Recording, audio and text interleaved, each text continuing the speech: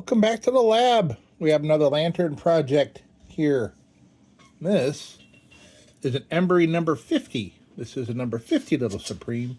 There are all kinds of Little Supremes. The 150 is probably the most popular model. And this is a littler. This is a number 50. Didn't come with a globe or anything.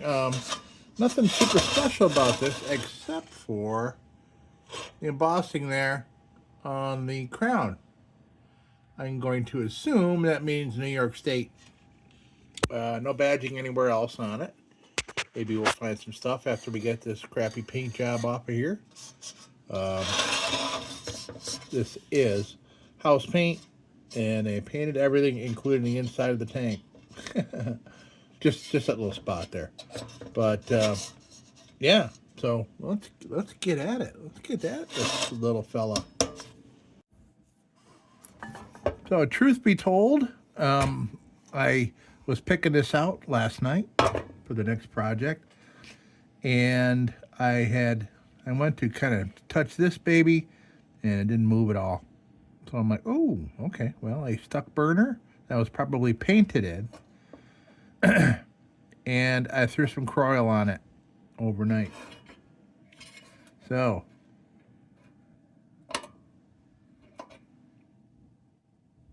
wow, man, Croil is the bomb.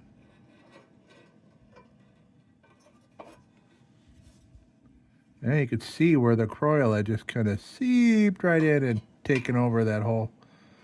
Okay, yeah, it was painted.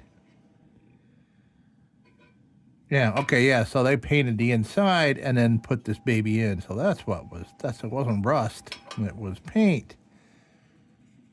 Well, that's just silly. All right, great. Embury has this great little hatch here for getting this part out. Much easier than other means. Ah.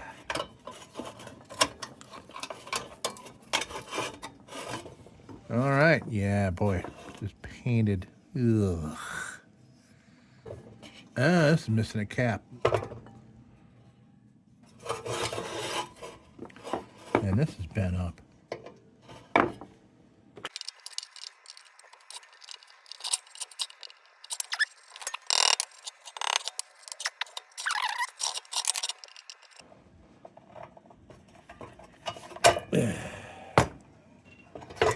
There. All right.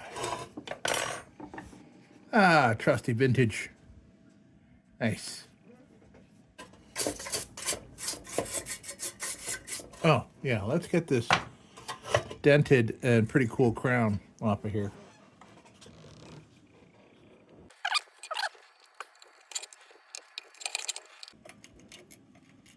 I have been known to leave a crown on or two.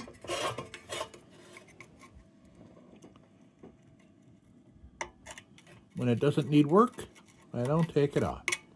In case you're wondering.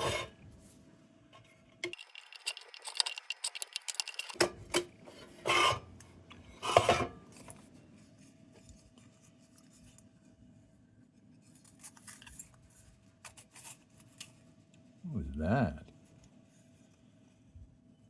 Is that a solder blob? No, okay. It looked like a rusted over solder blob, but that can't be right. Just a dent right there in the middle of New York State. Okay, after the paint's gone, I can work on that dent there because it's bugging the heck out of me. Throws everything off there. All right. I'm going to go hit the sink now. And I'm just going to hope that this works. I'm pretty sure that the oven cleaner won't work on this paint, but I'm going to try that. First, I'm going to try the oven cleaner, heavy-duty oven cleaner on here. And second try will be stripper, if it comes to that. Might get lucky. That might just take all this right off. And I like the oven cleaner a lot more because it takes paint off to the point where there's a whole lot less scrubbing, like steel scrubby scrubbing off remaining paint. It does when it works a ton better than stripper does. Okay, let's do it. All right, I'll be back. Okay, well, the body of the beast is still in the sink, going for a third application of stripper. Just this one little tiny dent here. Driving me nuts. Okay, good. So the whole reason I took that cap off is for that.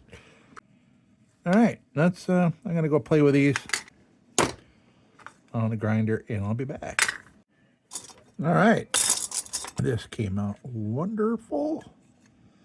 Just a couple little spots in there. By the way, I've noticed editing my videos that I always have this very pesky cough after I've been doing paint removal. And I'm sure because I do have allergies and I've been huffing all kinds of crazy paint strippers and oven cleaners and things. And my nose gets running. So let's take a look here. See what we're gonna need to start. Let's see. Has this got any meat left on it? Let's see what we can do here.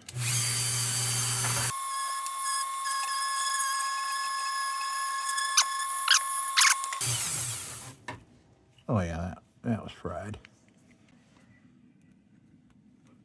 I'll start with one of these just to kind of get inside there and work on that paint, that primer.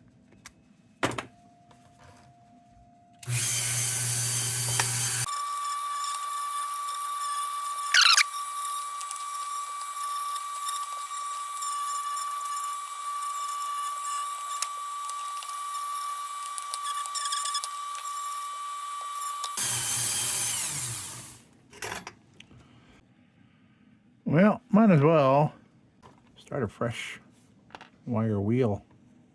These are the Walmart brand, and I have been finding them pretty comparable, especially for the price points. This right here, this is a Walmart brand, I think. I mean, I got it at Walmart, so. So you get 4 of these for $1 less than you get 2 of the Dremel. I don't have anything against Dremel. They're just expensive, and I use a lot of them. So I need to factor that into my fun in the lab here. You know what I mean?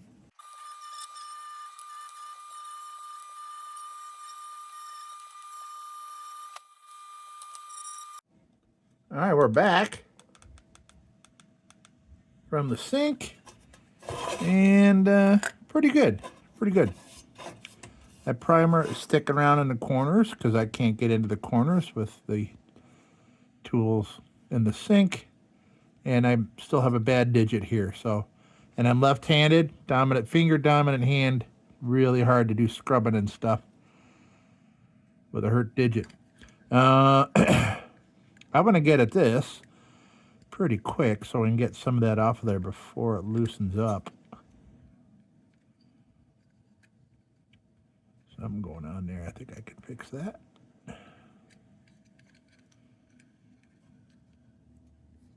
So, yeah, and here you can see the green coming through. I can get the rest of it. This is my donor cap. It is an Embury cap. It's an older Embury cap. It's before they had their own style of cap. So, okay. So I'm going to go to the grinding, the big wheel for this, and we'll be back to continue. I just need to get some of this stuff off of here. I think there may have been a repair here, so maybe that was a reason for the paint job. Quite the blob. And I'll take a look at that. Maybe I can get rid of some of that. We'll see. We'll check it out. All right, I'll be back.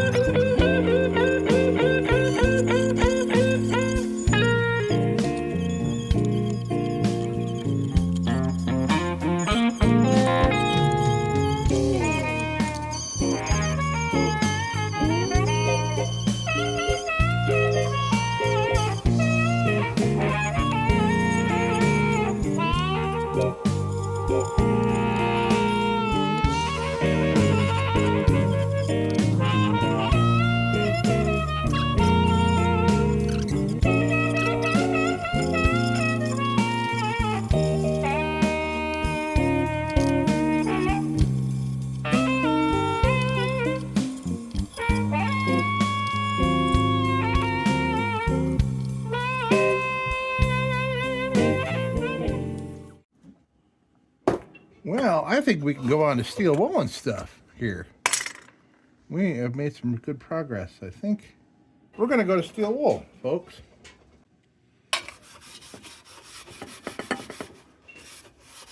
Still unsure about what this deal is here. It's interesting.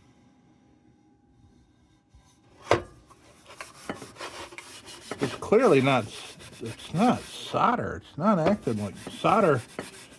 I could put a mirror finish on it, doing some steel wool on there, and it's not changing it at all.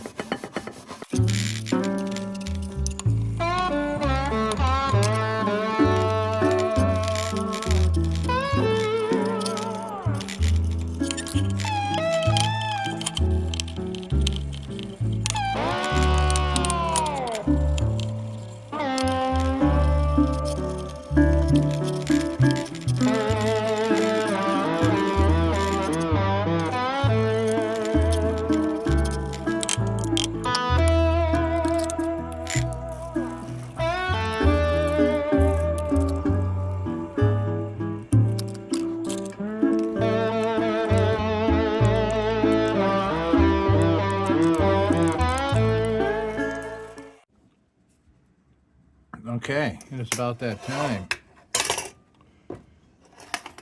Actually, maybe we will put the crown back on first.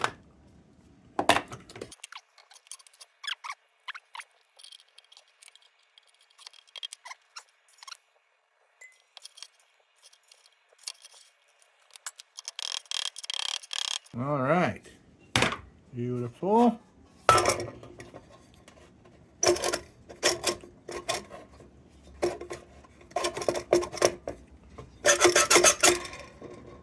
Waka, waka, waka. All right, let's go treat it up.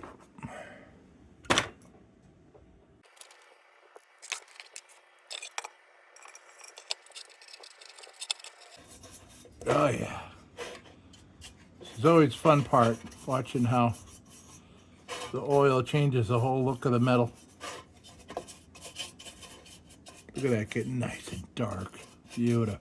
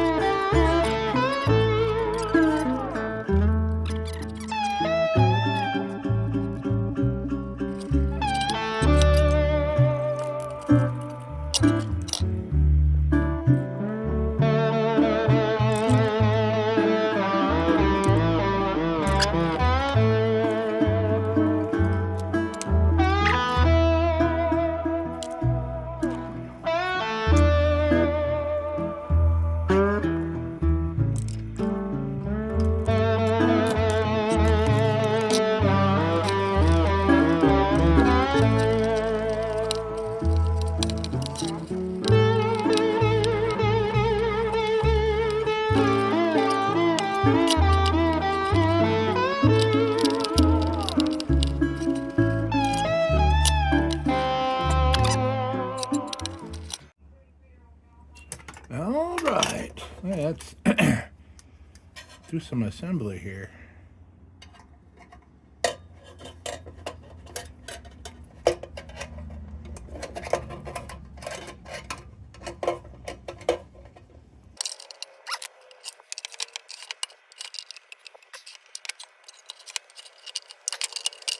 Okay, good.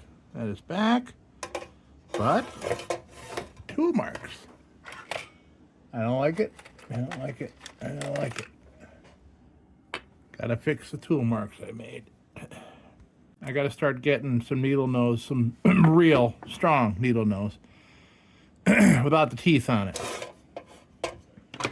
These are the greatest pliers ever for doing lanterns. These snub nose, flat nose with no teeth. Excellent. Excellent.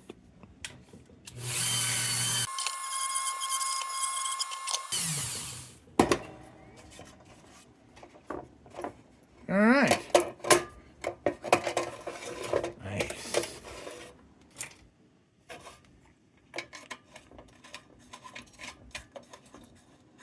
Donor cap fits wonderfully and fits visually and mechanically. Very nice.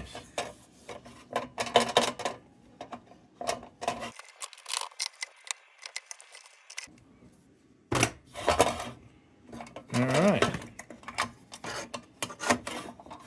So let's find a nice, clean vintage wick that we can put in here.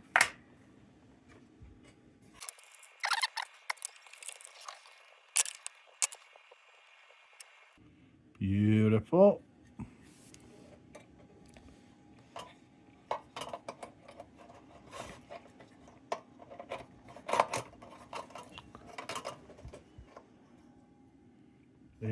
There. Now, I did find a globe. I am out of E10 globes.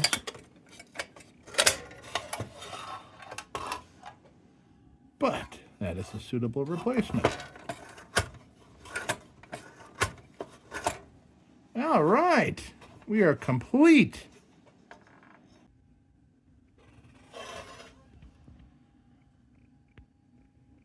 New York State So, here we go. Embry Little Supreme. It's a number 50. I've done a number of 150s. Probably 4 or 5 of them. Warsaw, about an hour from here. All right. We're done. Looks great. Festive. All right. Hey, folks, here we are at the end of another project. Why is that sitting high like that? Oh, I bet you it's that globe. It's sitting a little high up there. You know, just when I was just about ready to say, "Don't you go," you know what I mean? But I gotta try something here first. Hold on. All right, so this is a Dietz. It's a Dietz. I didn't even know I was gonna throw this one in there, and then I just saw, oh, I don't even remember what that came off of. But this is a more modern Dietz. But I was just curious. I want to see if the stance changes, because that is much more similar to a an E10 globe than this one is. So let's check it out.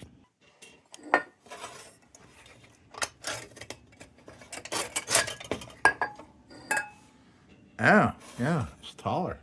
Interesting. Yeah, it's taller by a quarter of an inch. A little less than a quarter of an inch. Let me see how this stance looks. With the Dietz in there. Yeah, that's where it's supposed to be. Okay, well, the Dietz will stay in there. That's fine.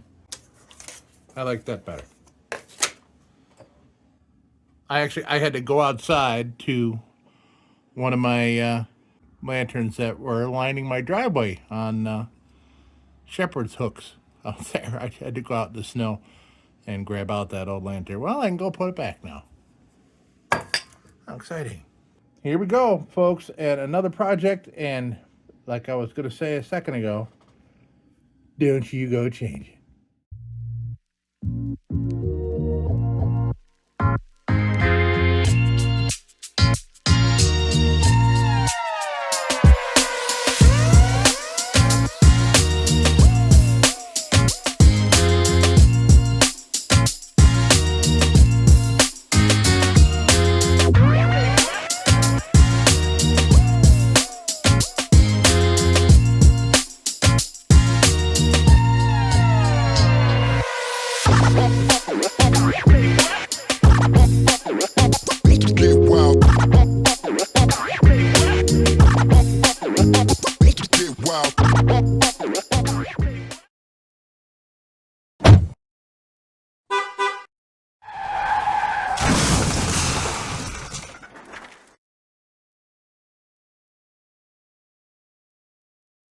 Sit, Ubu, sit. Good dog.